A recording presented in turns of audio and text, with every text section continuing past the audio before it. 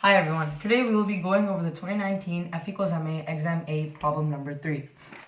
The problem states that a block of mass m is launched horizontally onto a curved wedge of mass m, big M, at velocity v. What is the maximum height reached by the block after it shoots off the vertical segment of the wedge? Assume all surfaces are frictionless, both the block and the curved wedge are free to move. The curved wedge does not tilt or topple. So the first way we can approach this problem is by drawing a diagram here.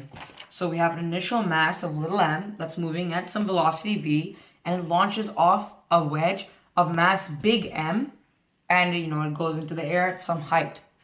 And what we have to realize about this problem is that since there's no friction, there's no thermal energy being created, so initial energy and final energy is conserved.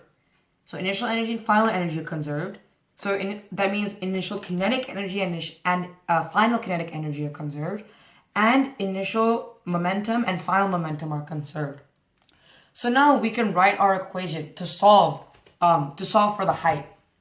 So we can use this equation: initial energy equals final energy. So our initial energy is just this block moving of little m. So that's just 1/2 mv squared, the kinetic energy.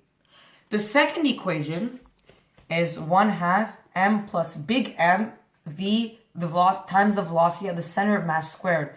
And the reason we're doing m plus m is because now after the block has shot off of the wedge, both of them are moving at some velocity.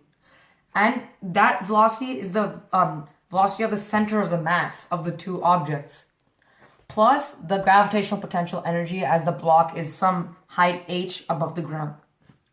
So now we have to try and figure out what VCM is.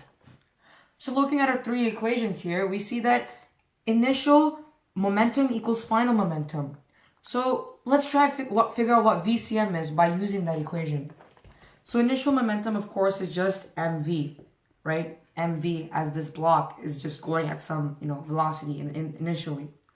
Final momentum is m plus big M, because now both of the masses are moving, times the velocity of the center of mass squared, because both of them are moving at some common speed, right? And now VCM, we see, is just little mv over m plus big M.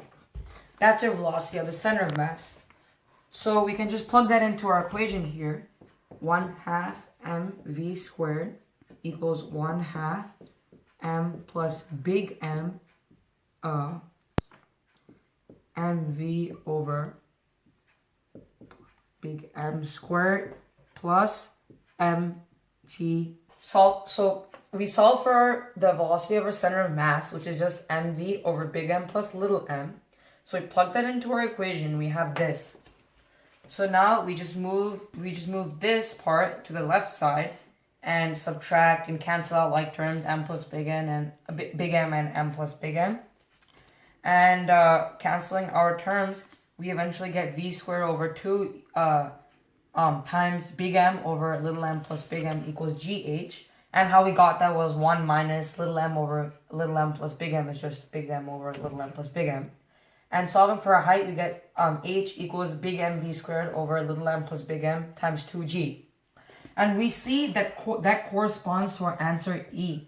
So we choose that and we're done.